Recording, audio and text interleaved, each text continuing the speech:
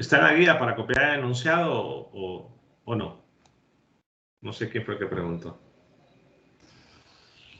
No, yo no lo vi en la guía. ¿Qué dice el ejercicio entonces? No, yo no lo vi en ningún libro, solo es que él estaba planteando, si tuviésemos un problema así como que le estaba diciendo, dos cilindros coaxiales de radios diferentes y que la región entre ambos tienen una densidad de corriente J en dirección de phi, ¿cuál sería el método para abordarlo? ¿Para encontrar qué cosa? La inducción magnética en todo punto. Ok. Ah,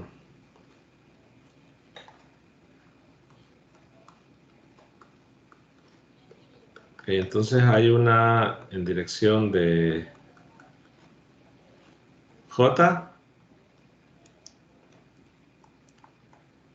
En dirección de phi, pero ¿de qué variable depende? Dependiente de ρ. No, pero eso sí hay ejemplos. Puedes usar la forma integral. Sí. Yo lo comenté. Bueno, ya quizás cuando empiecen. Déjenme ver. En la parte potencial está, que es el tema que vamos a iniciar, porque sí se va a mencionar, pero creo que yo hablé de los dos casos, por ejemplo, si no recuerdo en qué recurso, pero si no ha aparecido todavía el recurso, son dos casos, ¿no? Primero, el caso J, que es una función de ρ que va en dirección de z, se garantiza que el campo B depende de ρ y va en dirección de phi. Luego el caso J, que es una función de ρ y va en dirección de phi, se garantiza que el campo B es una función de ρ, pero va en z. Ahora, como es una densidad volumétrica, para superficial no es tan fácil de probar.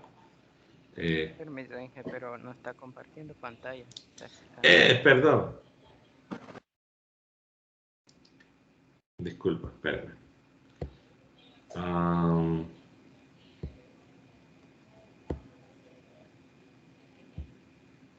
Ahí. Bueno, ya empecé a escribir en esta aplicación, pero bueno. Decía que entonces que en estos dos casos, y quizás la estructura de esta es muy parecida a la del solenoide. ¿Por qué? Porque en todo caso, las espiras o la densidad, yo mencionaba que podría ser una densidad superficial, pero que va en fin. Entonces, que sea volumétrica no importa, pero que dependa de ρ y va en dirección de phi, y sea también infinito los cilindros, tienen que ser infinitos, es garantía de poder utilizar la forma integral del ampere. Ahora, ¿cómo puede probar esto? Simplemente haciendo esto, ¿no? Como son volumétricas, recordemos que el rotacional de B es mu sub 0 por J. Entonces, si usted agarra un B, es decir, agarra este B que cumple con esto, lo que va a encontrar es que el J debe cumplir esto. Me parece que está comentado en algún lugar, pero si no, pues cuando veamos lo de potencial, el capítulo 16, van a ver que ahí sucede, o creo que considero los dos casos. Entonces, ¿cómo deberían de ser las amperianas? Pues, digamos que si dibujo que este es el eje, este es un cilindro y este es otro.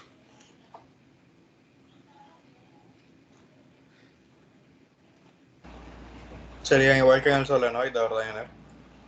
Sí. Pero ahí Sí. tendríamos que tomar las dos. Algo así como el ejemplo que explicó el plano, ¿verdad? Bueno, de entrada, pues habría que ver si afuera va a ser 0 y van a ver que en este caso no, porque todo depende en realidad de qué tipo de función sea esto. Pero en todo caso, si sabemos que el campo va en dirección de phi, y lo que quiero, perdón, en z, déjenme ver, en z, entonces hacemos lo mismo que en el caso del solenoide, solo que aquí quizás va a ser un tanto diferente lo de afuera. ¿Por qué? Porque depende de qué función. Afuera no puedo garantizar que sea 0 el campo. Depende de la función que vayan a poner. Pero imaginemos que... Bueno, voy a dibujar el campo...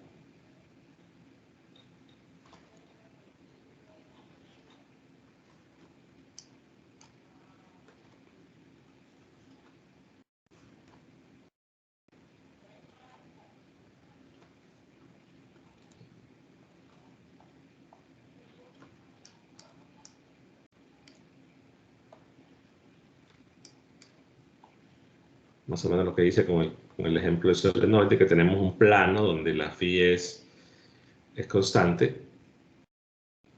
Entonces aquí puedo colocar, por ejemplo, una amperiana que sea, digamos, bueno, la puedo colocar así. Aquí la puedo colocar en caso de 0 porque a diferencia del problema del solenoide, como solo hay corriente superficial, en este caso aquí, como hay volumétrica, entonces sí habría flujo de carga. Y lo puedo iniciar en 0, pero la situación es que aquí conviene dejarlo así, pero claro, debe haber una distancia ρ y poner un ρ. Definir que el ρ es medido como siempre, desde los ejes. Pero creo que sí comento algo de... Bueno, estoy seguro. No estoy seguro si hice el ejemplo ese o está el ejemplo en el capítulo 16. Entonces, digamos que como el campo va en dirección de phi, entonces aquí el campo estaría como entrando, ¿no? Para ver el campo J, ¿no? Para ver el flujo de carga que atraviesa. Entonces, en este caso, como el diferencial de área que me conviene por la dirección del campo B sería este. Porque claro, voy a decir la integral sobre campo B, punto diferencial de línea, sobre esa curva C1, digamos, debe ser igual al mu sub 0 por la carga encerrada. Pero en este caso, como es una corriente superficial y la densidad es variable, entonces sería ese J punto dDA. Claro, el dDA es el que va, evidentemente, en dirección de phi. Si usamos coordenada cilíndrica. Y la dirección pues coincide con el campo. Eso es importante. Entre el producto punto se va el campo J, para especificar a cuál campo me refiero. Entonces la integral aquí sería mu sub 0. Recordemos que la componente de phi es d rho de dz. Entonces aquí quedaría una integral doble del j que da a depender de rho de alguna forma, d rho de dz. Entonces rho, evidentemente, como lo tengo marcado acá, va desde rho igual a 0 hasta rho igual a rho. Solo que aquí, como lo que se comentaba de ley de Gauss, ¿no? que la variable integración puede generar confusión si no es la misma límite, entonces de repente colocarle un primal. Y la variable z, pues como su rectángulo va a tener cierta longitud, entonces decir que este es el origen. En realidad pueden poner este valor como quieran, porque al final de cuentas vean que todo este integral no depende de z. Entonces pueden dejarlo de 0 a L.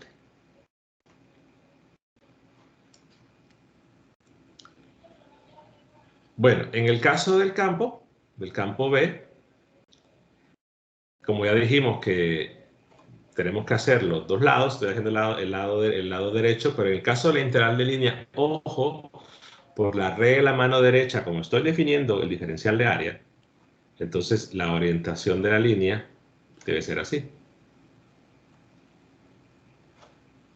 Perdón, al revés. Que va hacia afuera.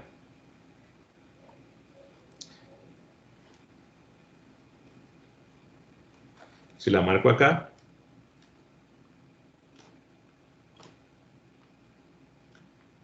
entonces son 3 tramos. Lo que va a suceder va a ser muy similar a lo que pasaba en el caso del solenoide, que al final de cuentas solo va a quedar contribuciones en este tramo, porque el campo ya dijimos que va en Z.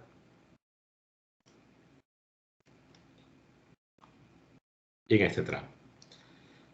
Entonces, si hago la evaluación en el primer tramo, quedaría B, o más bien, el B evaluado, y voy a decir que esto es para ρ menor que A, estrictamente.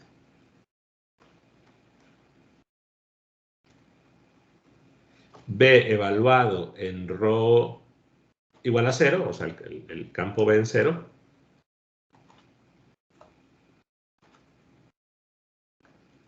menos el campo B, perdón, por L, menos porque el sentido de la línea, el campo B en una distancia ρ, por L.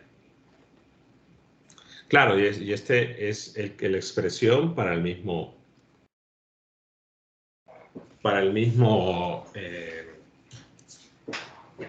región. Del otro lado se hace el integral.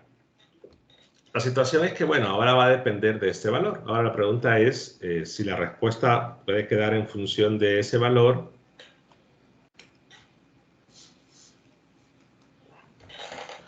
o se debe hacer algo para cambiarlo.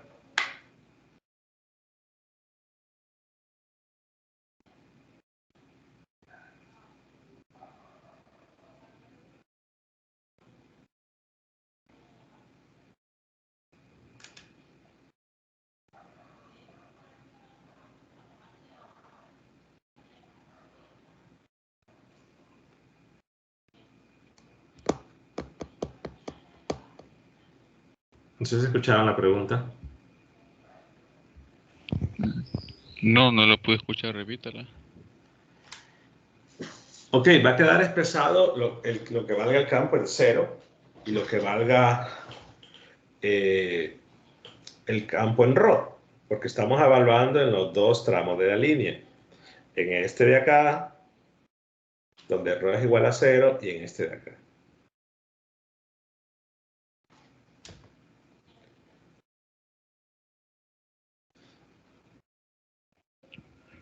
Y pregunta, ¿cómo sería el campo en ρ? Dice, ¿verdad? ¿Se Sí, podría porque reducir? me va a quedar el campo expresado en ρ igual a 0.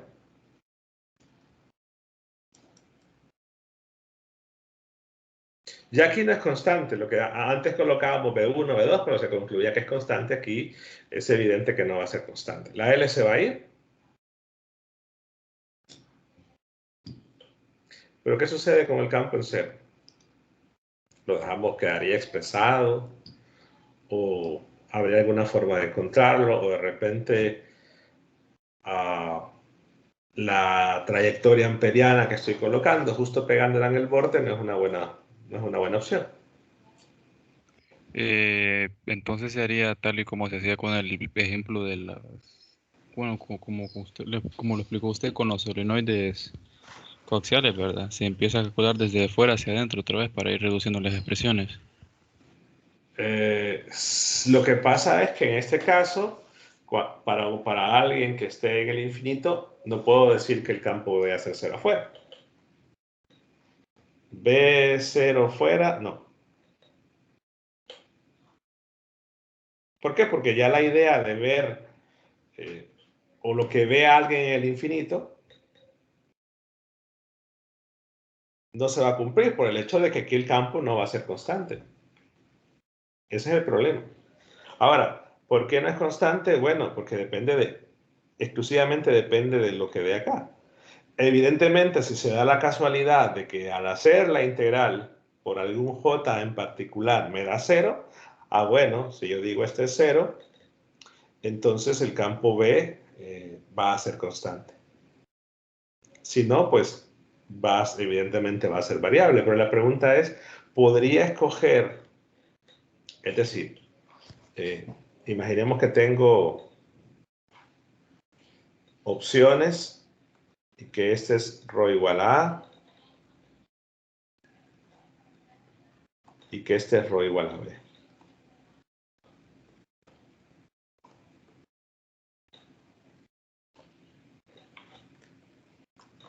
Podría decir, bueno, puedo tomar esta amperiana, que el borde izquierdo esté justamente en 0. Podría tomar esta amperiana,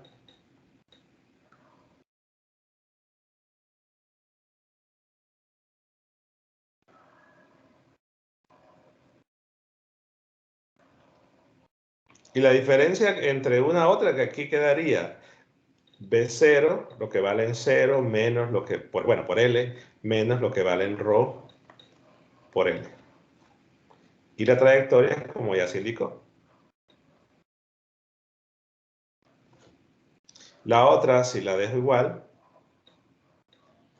la diferencia va a ser que aquí, como esta es una distancia, aquí la distancia ρ es esta, aquí la distancia ρ es esta. Y hay un lado fijo, entonces, ¿qué va a quedar?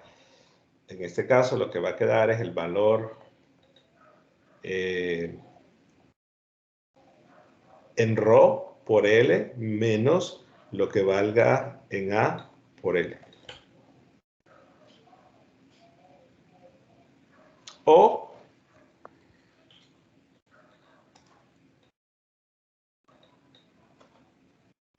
podría utilizar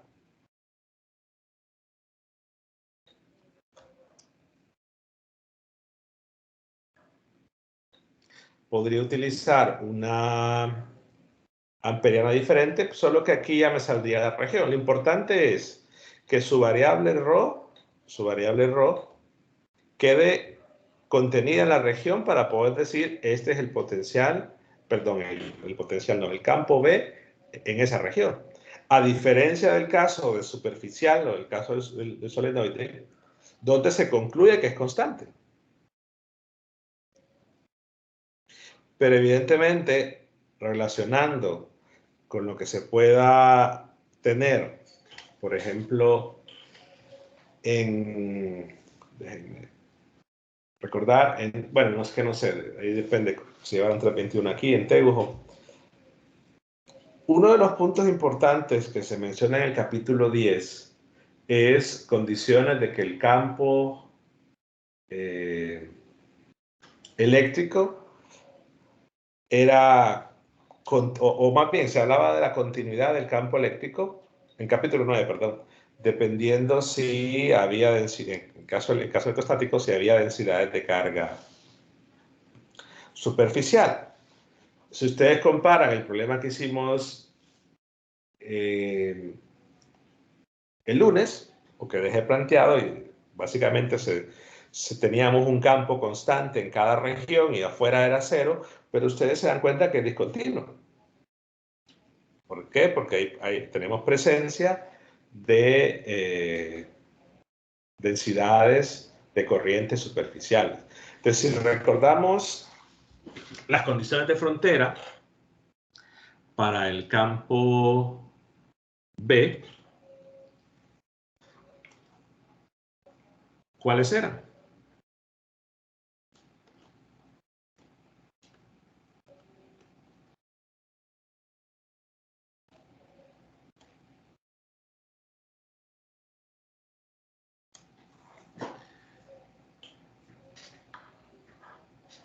Con las componentes, en primer lugar,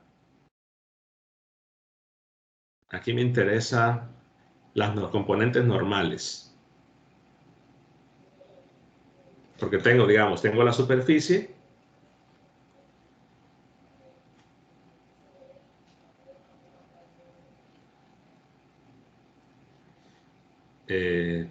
Perdón, con las componentes, espérense que la superficie es esta. Entonces el campo va, bueno, componentes normales no hay. Son las componentes tangenciales.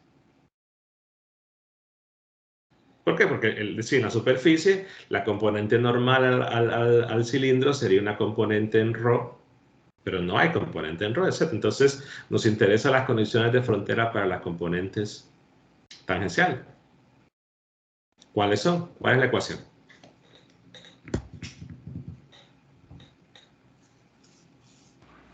P2 tangencial normal menos P1 cruz. tangencial mu sub 0K.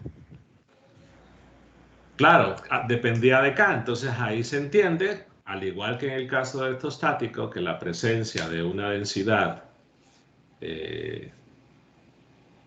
superficial de corriente va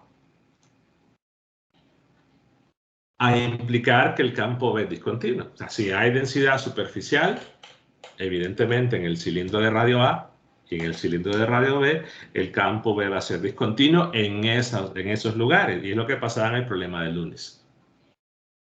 En este caso no hay densidad superficial de corriente, por lo tanto el campo va a ser continuo en R igual a A y en R igual a B. Pero la situación es que se requiere entonces establecer y decir, bueno, ¿y qué voy a hacer con eso? Porque claro, alguien puede decir, puedo utilizar continuidad, tener el campo para R mayor que A y luego evaluarlo, pero también me va a quedar una expresión diferente. Porque para la otra amperiana, lo que tendría es, podría poner algo así, por ejemplo. De forma que el ρ que utilice, que sería en todo caso este, esté en esa región. Es decir, ρ entre A y B. Pero nuevamente, si yo planteo esta, el detalle va a ser que tendría B evaluado en A por L menos B evaluado en ρ por L igual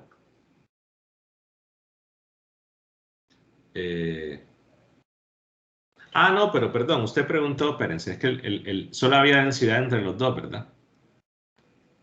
Sí, perdón. La densidad es únicamente Sí, en la solo región. entre los dos cilindros hay Bueno, densidad. entonces, en este caso es 0. Sí. Entre los dos, ¿no? Porque es decir, la carga que está atravesando acá es 0. No hay. Pero igual, el problema no... el problema es que da igual, porque va a decir que el campo es una constante. Pero no sabe cuánto es. El problema es el mismo en realidad. Solo que si digo para ρ menor que A, para ρ menor igual que A, el campo es una constante. Ahora, si lo hace entre A y B, ahí sí, según lo que usted define inicialmente, perdón, sí hay carga.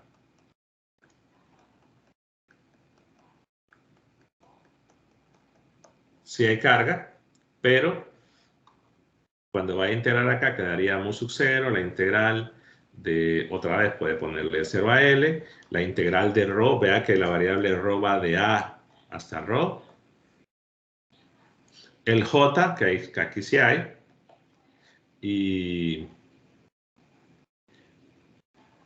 J abajo voy a poner, y el D de ρ y el D de Z. Aquí sí hay un J, en la otra no. Entonces aquí le vuelve a quedar.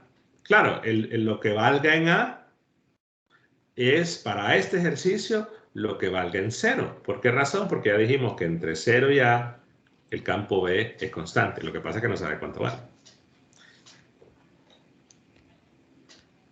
O podría tomar, por ejemplo, o una amperiana diferente y decir, la voy a tomar así.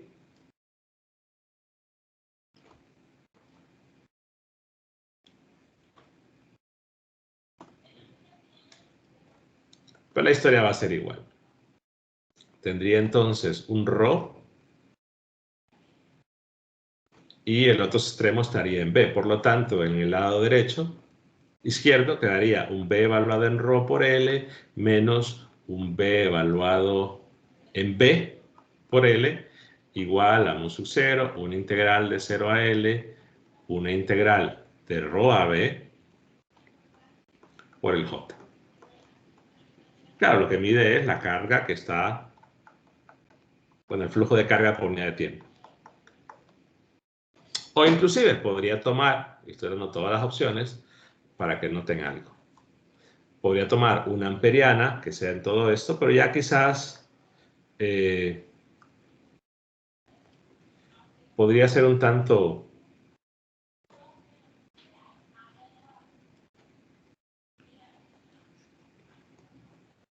generar esa diferencia, porque si ya hace esa amperiana que lo puede hacer, ya dijimos que aquí no hay carga atravesando, entonces no hay corriente pasando por aquí, y aquí sí. O sea que para esa amperiana, el lado derecho no va a cambiar, porque la única región donde está atravesando carga es esa, solo que quedaría en todo caso mu sub 0, una integral de 0 a L, una integral de A a B, porque la carga, los límites es en todo esto, o sea que la variable ρ va de A a B, el J2, y aquí quedaría un B evaluado en 0, pero sería un B, y aquí hay que diferenciarlos porque no va a ser el mismo B. Lo voy a plantear de repente así.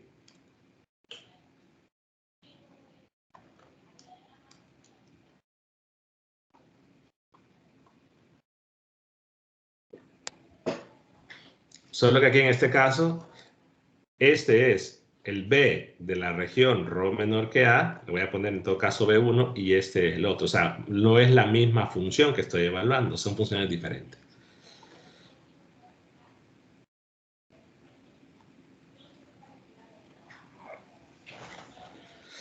Entonces la situación que va a ir viendo es que si yo quiero calcular el B en todo punto, para este ejercicio,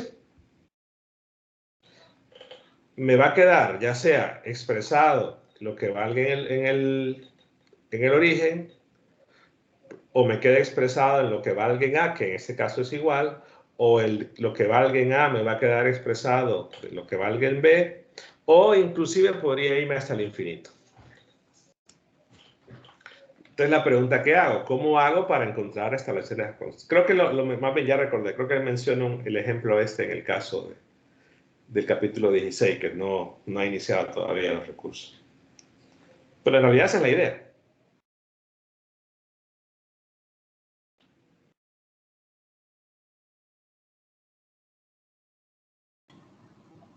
Ingeniero, una disculpa. Yo entré un poco tarde, entonces estaba algo perdido. Pero en este caso solo estamos encontrando el campo en dos partes. Ahorita solo estamos dentro del cilindro. No hemos... No, lo pueden hacer fuera también.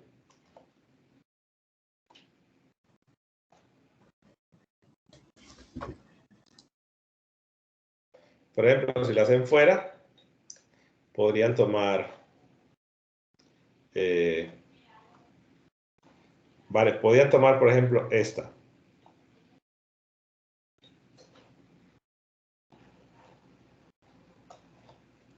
Digamos, tendrían acá un ρ, y digamos que la otra en el infinito. La situación es evidente que para el caso fuera, que es el valor en ρ por L menos el valor en el infinito por L sería igual a 0, dado que no hay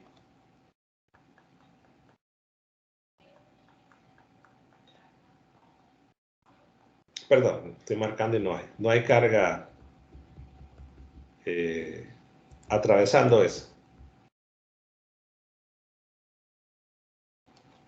Porque solo dijo que era entre A y B. Entonces, la conclusión es que va a ser constante. Pero la pregunta es, ¿constante va a ser? ¿Pero será igual a 0?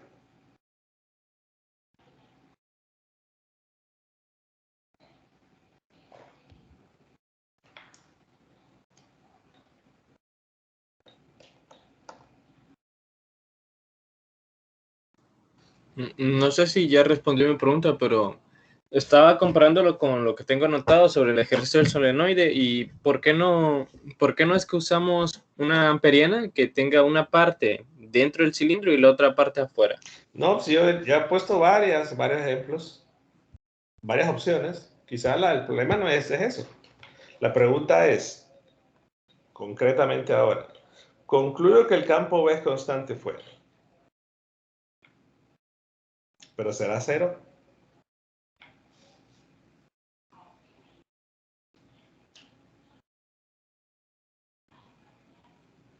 Es más, imaginen que esta amperiana borro este tramo y lo llevo hasta acá.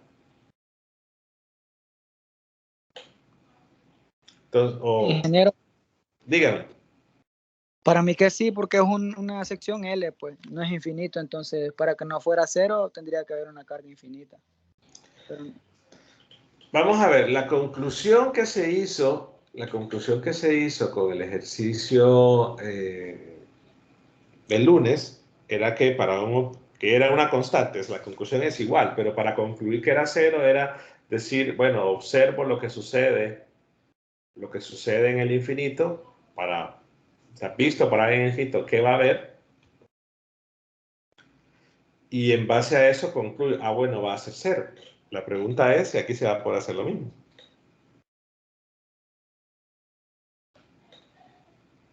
Dependería del tipo de función que tenga J, ¿verdad? No. Va a depender del tipo de función. Lo que sí puedo concluir es que si, por ejemplo, tomo el tramo acá, igual en esta amperiana,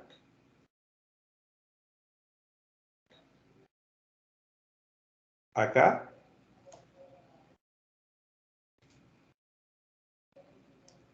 lo que valga en el infinito es lo mismo que vale en ρ igual a b.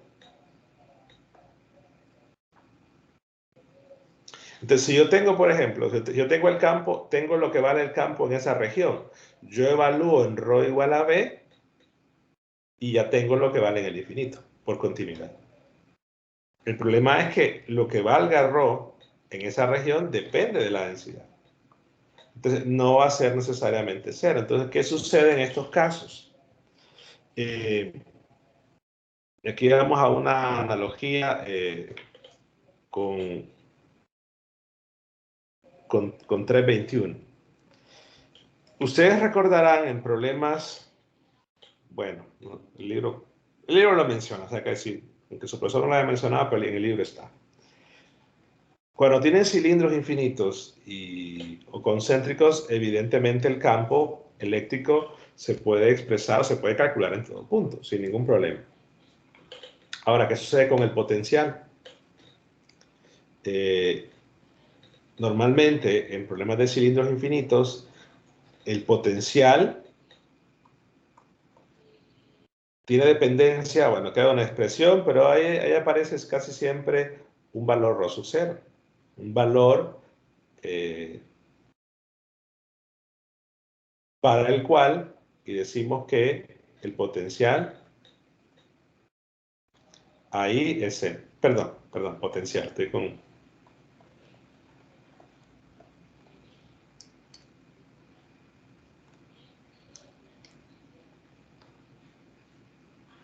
¿Por qué? Porque normalmente el comportamiento de los campos en los problemas infinitos no es el comportamiento físicamente normal. Entonces, si alguien acá puede decir que para este cilindro infinito, su comportamiento del campo B es aproximadamente normal.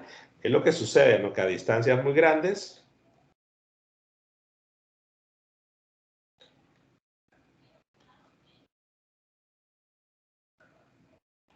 eso es cero.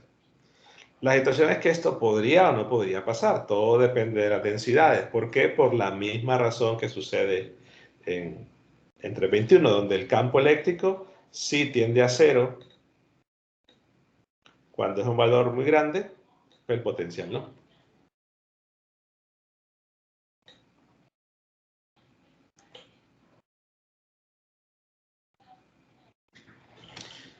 Entonces la pregunta, ¿podrán concluir que el campo aquí también se va a comportar de la misma forma?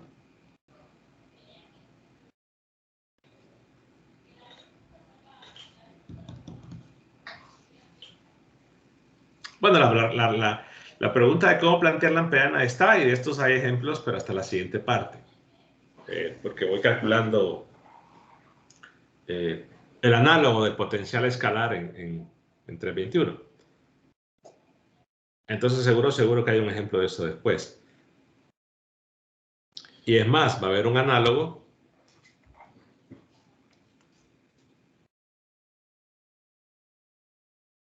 seguro de esto. Pero entonces,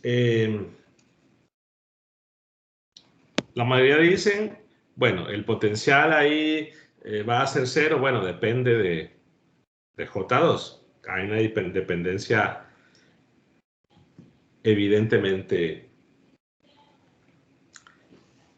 que sí, pero... Ingeniero, una duda. Dígame. Este es uno de los casos en el que el papel aguanta con todo, ¿va? Sí, pero físicamente no va a seguir el comportamiento normal, así como en el programa de 321. Solo que en el caso de 321 el campo eléctrico sí se comportaba de forma normal, el potencial no.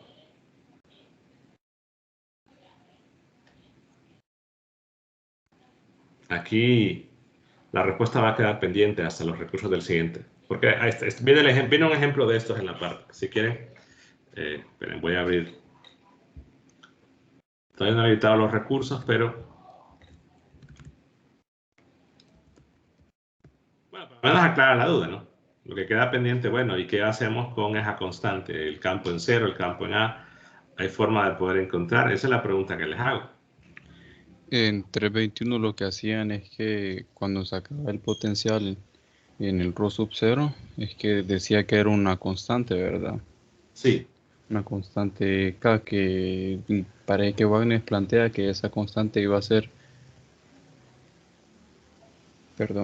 plantea que es un logaritmo de Rho sub 0 y que eso tendría que ser una constante. Y sí, se algo puede así ver es de lo que varias plantea. formas. La situación es que lo que se hace es considerar que es un valor de referencia, simplemente establecer una referencia, que ahí el potencial, no el campo, va a ser cero. Y la respuesta del potencial, es más, la energía que se calcula queda en función de ese valor de referencia para el caso de cilindros.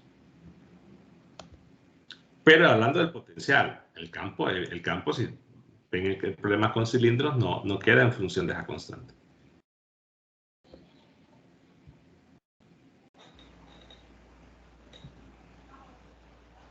No sé si alguien más iba a preguntar algo. Ingeniero, yo tengo una duda con un ejercicio de la guía de corrientes. Bueno, realmente es todo el ejercicio la duda, pero así como la más importante, ¿qué pasa con la velocidad cuando tenemos rodadura pura?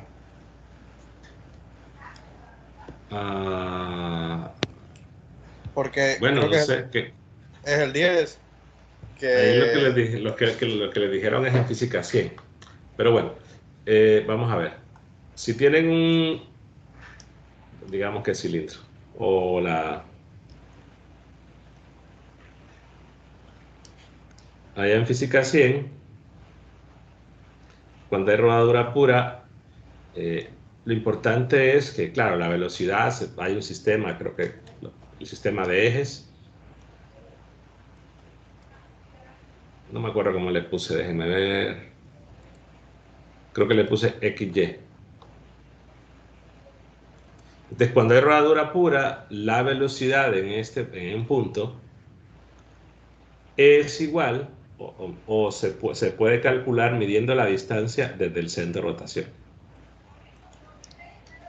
Esperen que voy a mejor así. Esta distancia.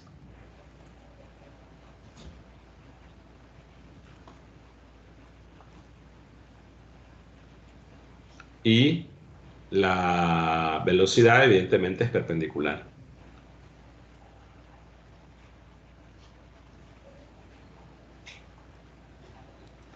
O sea que si quieren la velocidad, el vector que tienen que definir es desde acá, no es del origen.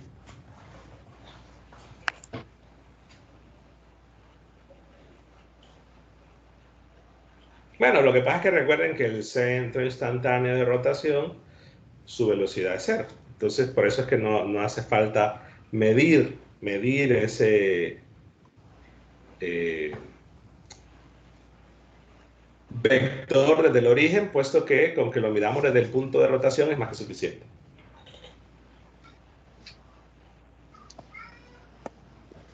No sé si aclara eso la duda. Sí. Otra ahí. Cuando nos dice que tiene una carga Q distribuida en su volumen, cuando hagamos el producto cruz, ¿cómo lo hacemos? Ponemos el R primado como el vector de posición normal o no. ¿Pero qué tiene que ver eso con la carga? Porque, bueno, en los ejercicios normales que nos decía que había algo girando, lo que hacíamos era el vector de posición del punto de fuente, ¿verdad? Sí, bueno, igual acá, solo que repito, aquí lo dibujé demasiado al origen, perdón. Ustedes igual, vaya, borro eso. Ustedes definan un elemento de carga acá. Y para calcular la velocidad de ese elemento de carga, estoy diciendo que ocupan medir este R desde acá.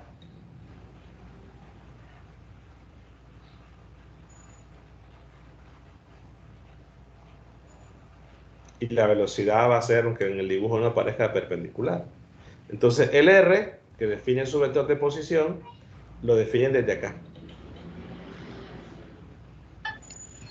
Ingeniero, Dígame.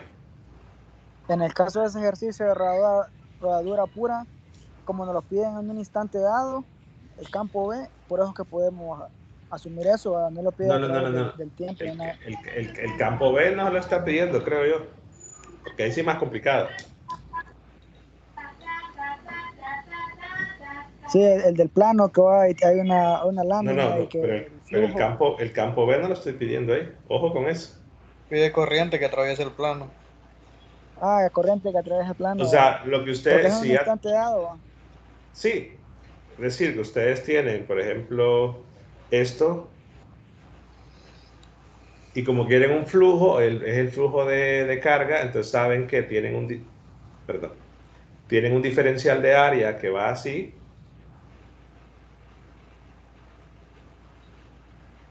perpendicular, y lo que ocupan es la dirección de J, pero claro, la dirección de J, es la misma de la velocidad.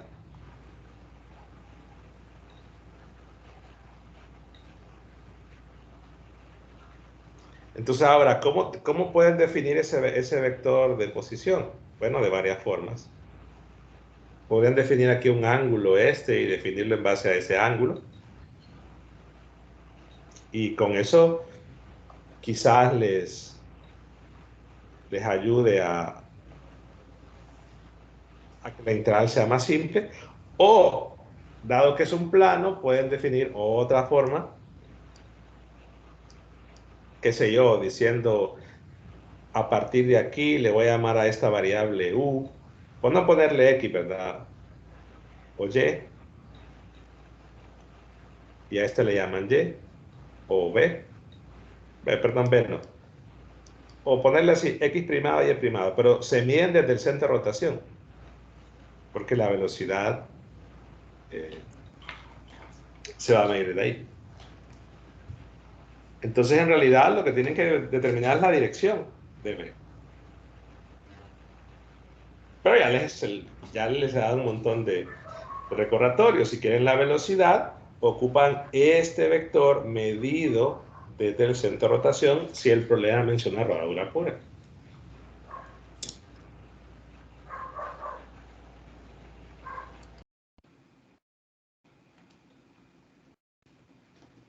No sé si hay más preguntas, o si con eso aclaro.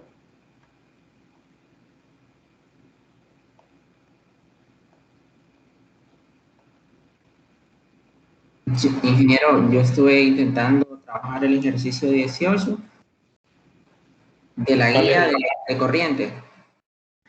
El 18, ajá. Sí, y, o sea, y es un cono truncado, pero dentro tiene una cavidad hueca de un cilindro, ¿verdad? Entonces, me presenté un poco de dificultad para poder plantear. Me gustaría que me aclarara. Espera. De la guía de corrientes. Ok, esperen, que esto es potencial. Yo asumo que esta semana es la otra semana es la que van a preguntar más que en todo el periodo.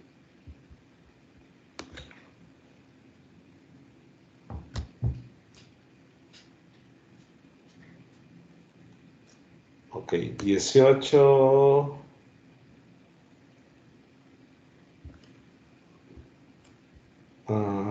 Bueno, pide la resistencia. Sí, calcular la resistencia. Ok. Ajá. Entre las caras superior e inferior.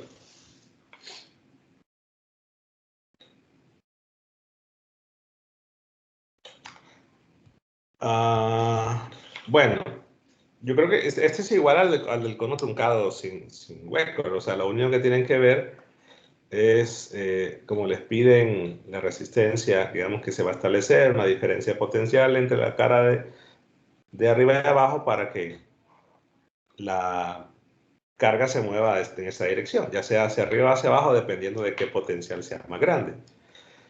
Entonces, en este caso, puedo tomar un elemento así.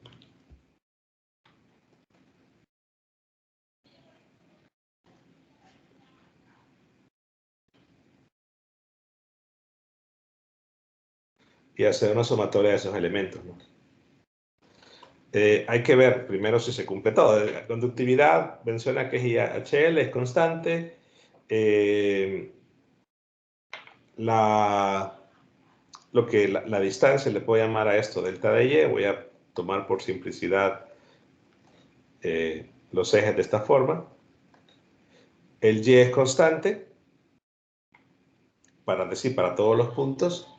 Y lo que sí va a cambiar de elemento a elemento es el área. Es decir, todos los elementos que voy a sumar en paralelo, en serie, cambian, pero el área que atraviesan los elementos aquí es la misma. Entonces, claro, necesito, digamos que son círculos estos. Bueno, no quedó bien, pero ¿cómo calcular el área? Yo puedo decir, digamos que aquí hay una distancia A, que esa se mantiene fija, pero el radio exterior es una distancia que puedo llamar X. Y esa aquí va cambiando, ¿no? Entonces, pues, ¿cuánto sería esa área?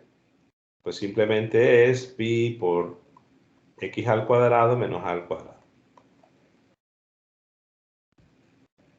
Ahora, ¿qué se necesita? Ver cómo va, como la integral va a ser en y, porque en todo caso la resistencia sería el diferencial de y, que es la longitud, la conductividad por el área. Entonces yo debo dejar esa área en función de y. Y eso se puede hacer con la ecuación de la recta. Igual al icono truncado, porque necesito la ecuación. Tengo acá, digamos, el elemento que voy a marcar.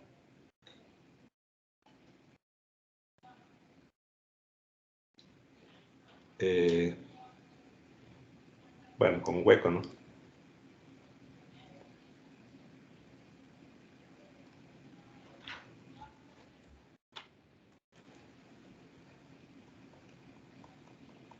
Ahí. Entonces, todo esto es X.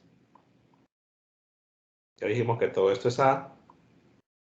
Y este es un punto, bueno, que hay una distancia Y. Y este es un punto X, Y. Entonces, ¿cómo expresa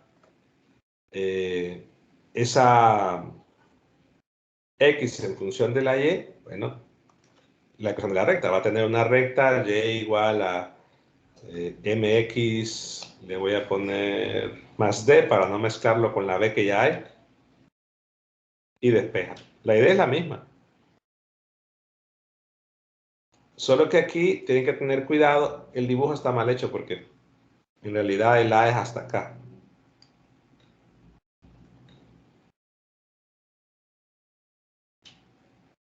Así.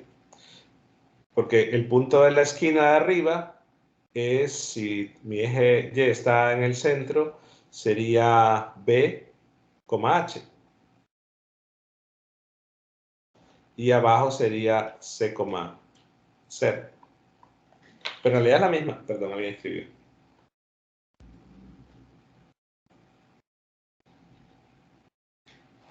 Sí, está bien, no hay problema. Igual, si tienen que estar un par de minutos temprano, no hay problema. Pero en realidad la idea es idéntica al cono truncado. Lo único que tiene es orificio, pero ese orificio no le genera ningún tipo de diferencia más que esto.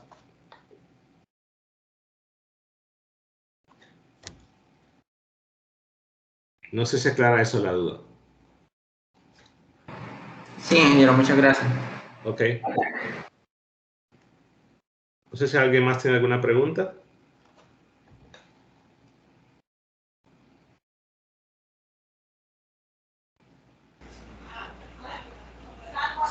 Ya para terminar, ingeniero, no sé si usted lo menciona en los recursos, pero bueno, me quedó la curiosidad ahí. ¿Por qué la forma integral de la ley de Ampère no la podemos usar en Ah, sí. esferas? Ah, no, pensé que iba a preguntar otra cosa. No es que no la podamos usar. Bueno, en realidad recuerde que se trata de ver si en esos ejercicios usted puede anticipar la dirección del campo B en cualquier punto del espacio.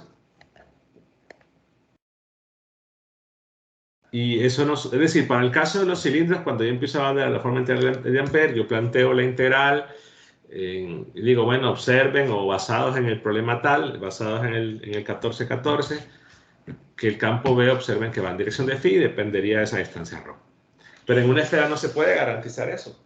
Simplemente trate de... Tome una esfera, por ejemplo, y calcule el campo en dos puntos, uno en el eje X y uno en el eje Y, o en el origen, y va a darse cuenta que va a tener varias componentes. Entonces, si ya su campo tiene varias componentes, no va en una sola dirección, independientemente del sistema de coordenadas, ya va a tener problemas para buscar una trayectoria amperiana. Entonces, la situación es que usted puede, en general, vamos a ver, puede plantearse primero calcular para una esfera, digamos que está girando o que tiene carga, pensemos en volumétrica.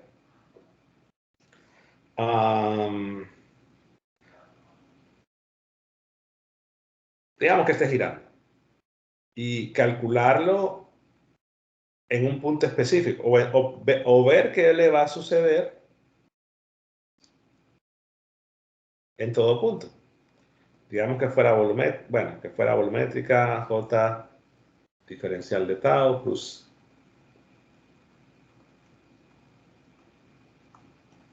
y hacerlo en cualquier punto.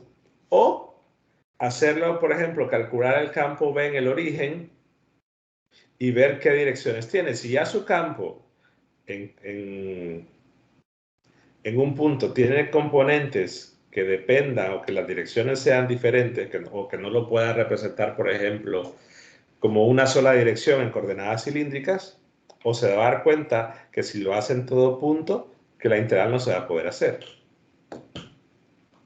En realidad, de plantearse, creo que existe el problema, por ejemplo, y lo menciono en uno de los videos, del problema del solenoide férico, que eso lo encuentran en el libro de, ¿cómo que se llama? El Victoriano.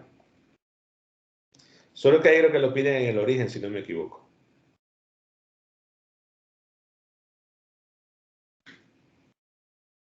Me parece que en el origen lo piden. Pero si usted quiere hacerlo en cualquier punto, la integral no le va a salir. O puede hacerlo en el punto en el eje Z. Y lo importante es darse cuenta que no podemos predecir que el campo va a tener una dirección que pueda anticipar en cualquier punto del espacio, como se hace en los problemas del plano, como se hace en el problema lineal. Entonces aquí, el número de casos donde podemos utilizar la forma integral de Eilenberg es más reducido que en el caso de la ley de Gauss. La respuesta sería simplemente ver si planteando esta expresión, porque de aquí sale todo, planteando esto, voy a poder concluir que el campo B en todo punto va a depender o va a tener una dirección conocida y va a depender de una sola variable, porque si ya depende de dos o no puedo establecer general una dirección, entonces ya hay problema. Entonces aclara eso la duda. Sí, ya me quedó claro, Henry. Gracias. Bueno, estamos ya sobre la hora, pero no sé si hay alguna pregunta. Recuerden que las videoconferencias de la siguiente semana van a ser para discutir los temas del segundo parcial. Ahora, no quiere decir que no puedan preguntar de la primera unidad, porque saben que van a examinar el próximo sábado. Lo que sí es que si hubiese dudas de la primera unidad, pues las preguntas las pueden hacer por el grupo o por mensaje individual.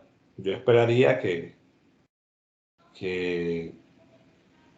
pregunten, ¿no? Ya que los que no han hecho ni una sola pregunta en todo el parcial empiecen a preguntar. Bueno, si no hay más preguntas, entonces, bueno, nos vemos entonces el lunes. Que pasen buenas noches. Igual, buenas noches, Henry. Bueno, ingeniero, buenas noches. Buenas noches.